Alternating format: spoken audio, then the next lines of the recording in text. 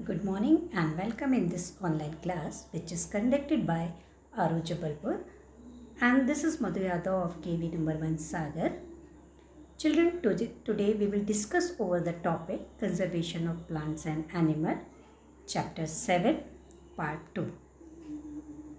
Let's start the discussion over the topic Conservation of Plants and Animals. So before starting discussion, first we will recall all those topics which we have already discussed in our first video. The topics were deforestation, causes of deforestation, consequences of deforestation, desertification, conservation of forest and wildlife, biosphere, Pachmadi Biosphere Reserve, did you know, biodiversity, flora and fauna. So children, as you know, by the picture you can also recall that we have discussed about all these points.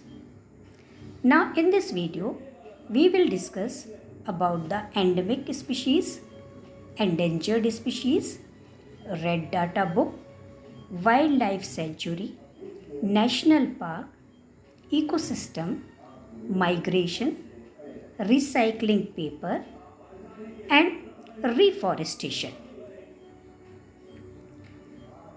After that, we will start our discussion over first topic, that is endemic species. So children, what do you understand by the endemic species?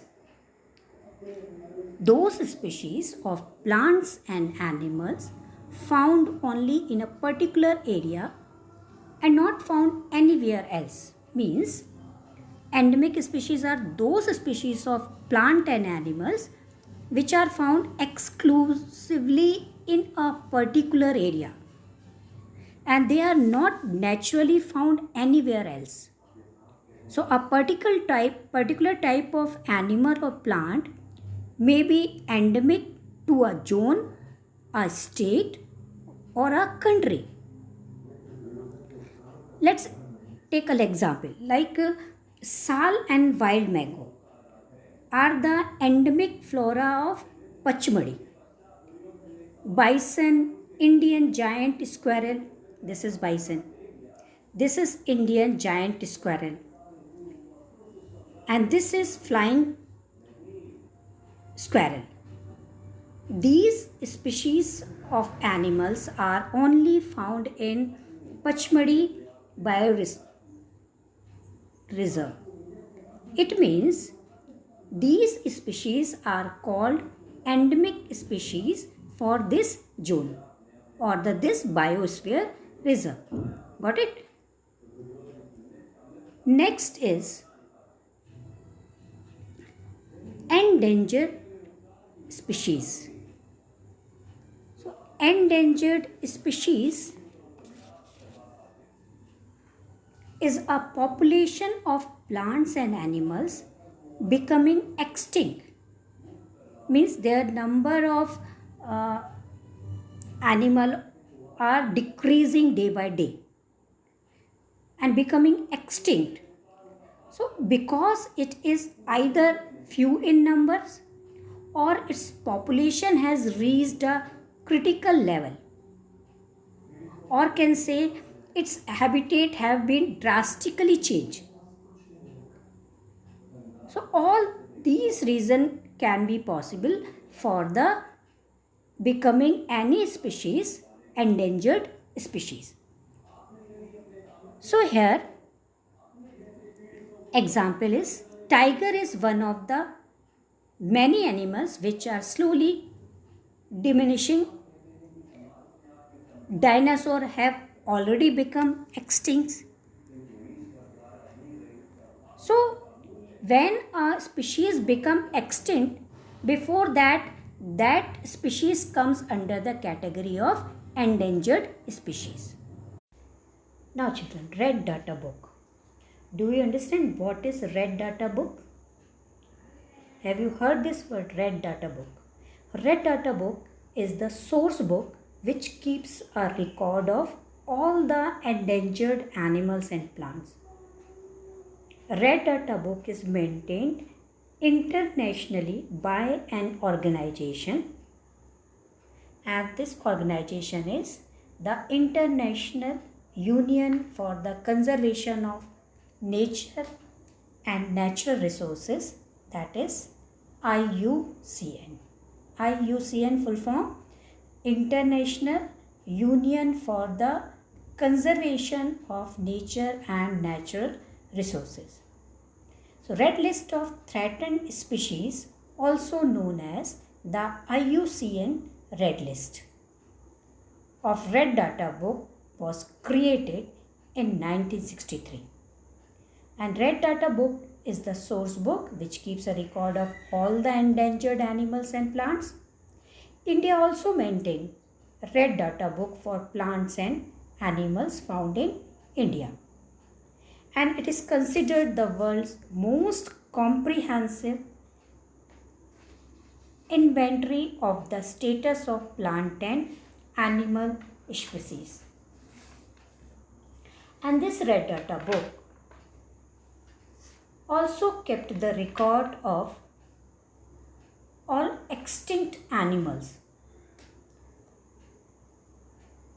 This book is designed to determine the relative risk of extinction, and the main purpose of this IUCN Red List is to catalog and highlight those species that are listed as a critically endangered or the endangered become extinct.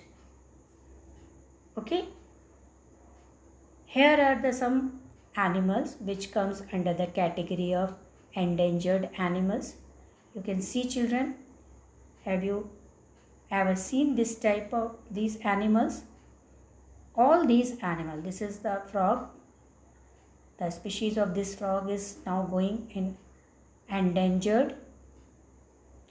Here are the some plant and animal also comes in the category of endangered animals and plants. Here you can see the turtle. It is also comes under the category of endangered animals. Now next topic is wildlife sanctuary. So this wildlife sanctuary, like the reserve forest, provide protection and suitable living condition to wild animals. Means wildlife sanctuaries are the areas where animals are protected from any disturbance to them or their habitat, and the killing or capturing of animals in wildlife sanctuary is strictly prohibited. It means here animals can live in a very natural environment, and these species of different animals can survive without any disturbance. Now children, in the wildlife sanctuaries, poaching of animals is also not allowed. India has more than 500 sanctuaries, commonly referred to as a wildlife sanctuaries, and there are 28 tiger reserves governed by Project Tiger, and they are of special significance in the fight to save the India tiger. Means the program which is launched by the Indian government for protection given to tiger. Some wildlife sanctuaries are bird sanctuaries as Ghana and Keoladeo bird sanctuaries in Bharatpur, Rajasthan. Here you also see the signboard of the different sanctuaries. These are sanctuaries. So more than 500 sanctuaries are set up in the wildlife in the India. Now here you can see the different animals which found in different. Now here you can see the different type of animals which is found in different sanctuaries. Here is Idukki Wildlife Sanctuaries, Tiger in Mount Abu Wildlife Sanctuaries, and so on. Some of the threatened wild animals like black buck, white-eyed buck, elephant, golden cat, pink-headed duck, ghadial, marsh crocodile, python, rhinoceros, etc. are protected and preserved in our wildlife sanctuaries. And Indian sanctuaries have a unique landscape, broad level forest, mountain forest, and bushland in deltas of big river. So you can say in these sanctuaries the animals are fully protected. Not only animal, forests are also protected and safe. Now next is National Park. So National Park is also a reserve large and diverse enough to protect whole set of ecosystems. They preserve flora, fauna, landscape and historic object of an area. You can say the national park are areas reserved for wildlife where they can freely use the habitat and natural resources. Satpura National Park is the first reserve forest in India, and the finest Indian teak is found in this forest. And there are more than 100 national parks in India. And you can see how animals survive in this national park and how government look after these national parks, as the national parks are governed by the government. Now children, did you know rock shelters are also found inside the Satpura National Park, and these are evidence of prehistoric human life in these jungles, and these give us an idea of the life of primitive people, means how people live in before. You can say rock paintings are found in these shelters. A total of 55 rock shelters have been identified in Pachmari Biosphere Reserve, and figures of animals and men fighting, hunting, dancing and playing musical instruments are depicted in these paintings. Many tribals still live in the area. So by these painting or the cave sculpt, we can easily imagine how people live in a primitive stage. Here is the top 10 national parks in India. Bandhavgarh National Park, Ranthambore National Park, Kanjiranga National Park, Kanha National Park, which is in Madhya Pradesh, Sundarban National Park, Manas National Park, Bandipur National Park, Sultanpur National Park, Nandankanan Zoo, Orissa, Nagarhole National Park and Jim Corbett National Park. All these are the 10 famous and top national parks in India.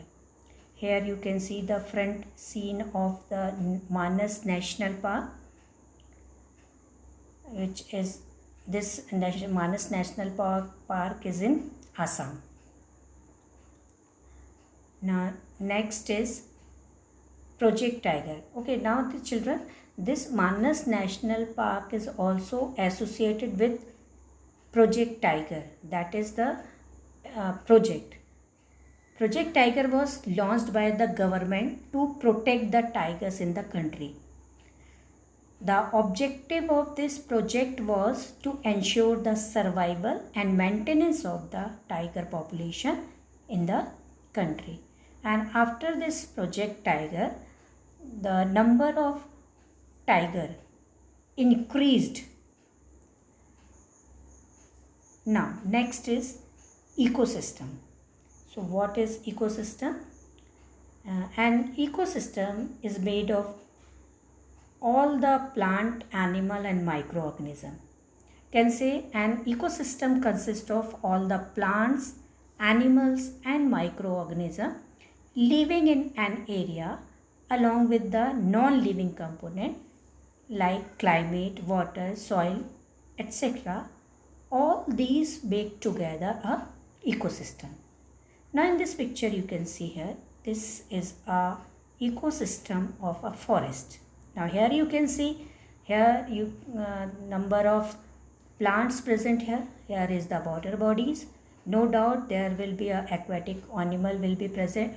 Sure, there is aquatic animal can be present. Microorganism also can be present. Or here is air is also present. So it means all these things combine together and make a ecosystem of forest. Because all living and non-living things are dependent each other. You can't imagine non-living things are also very much essential in our life. So by the example you can understand, children, all the components of ecosystems are important. As you can see, if we kill snake, frog, lizard, bat, owl without thinking their importance in the ecosystem, by killing them we are harming ourselves. They might be small in size, but their role in the ecosystem cannot be ignored. They form part of food chains and food webs.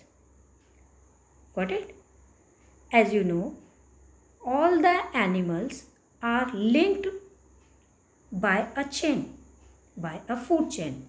This is called food chain, and all the living and non-living things are linked each other and they form food web. If any level of any organism killed, so whole ecosystem will be disturbed. Children, here one of the activity which is related with the animals is migration, and migration is the movement of animals from its own habitat to some other habitat for a particular time period every year due to climatic change or for breeding. You can say migration refers to a regular or systematic movement of a group of organisms in search of suitable temporary shelter till a better one is found. It is more clearly referred as a regular or the periodic movement of population of animals in large number away from one place to another and back to their place of again. So this is called the migration. Migration can be of two types. One is the seasonal migration and another is the permanent migration. Seasonal migration occur in many species of insect, bird, marine animal, and such type of migration often provide the animals with more favorable condition of temperature, food or water. Like this, many birds and bat of cold and temperate region migrate to warmer area during the winter. For example, Siberian crane migrate to Bharatpur, Rajasthan during winter every year.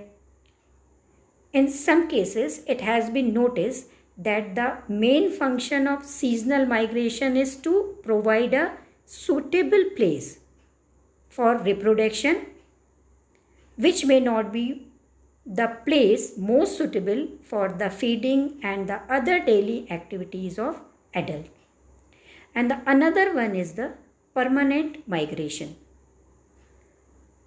This is the one-way trip, you can say, is the regular dispersal of the young of most species, and such type of migraine occur due to unfavorable climatic factor like shortage of food, water or the shelter. Some of the birds which fly very long distance to reach another land are called the migratory bird. Here you can see the migratory bird. This is the Siberian bird which every year come to the Rajasthan Bharatpur Bird Sanctuary. Our today next topic is recycling of paper. As you know children, we have studied about the forest, deforestation, causes of deforestation. So reducing activity related to the deforestation, this recycling of paper play a major role to stop or decrease the cutting of plants. About 17 full grown trees are required to produce 1 ton of paper. You can think 17 full grown trees are required to produce 1 ton of paper, and paper can be recycled about 5 to 7 times for use. Okay, if we recycle the paper, it means somehow we are protecting the trees. We should save, reuse and recycle paper to save not only trees but also to save the energy, water and chemical used to make paper. So this is the major activity if we apply recycling of paper everywhere. So we can help in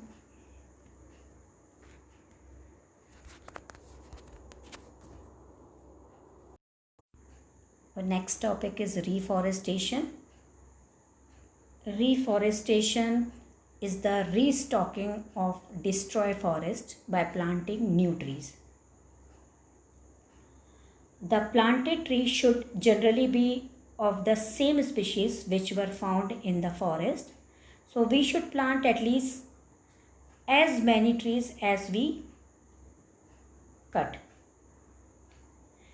Reforestation can take place naturally also if the deforested area is left undisturbed. It re-established itself.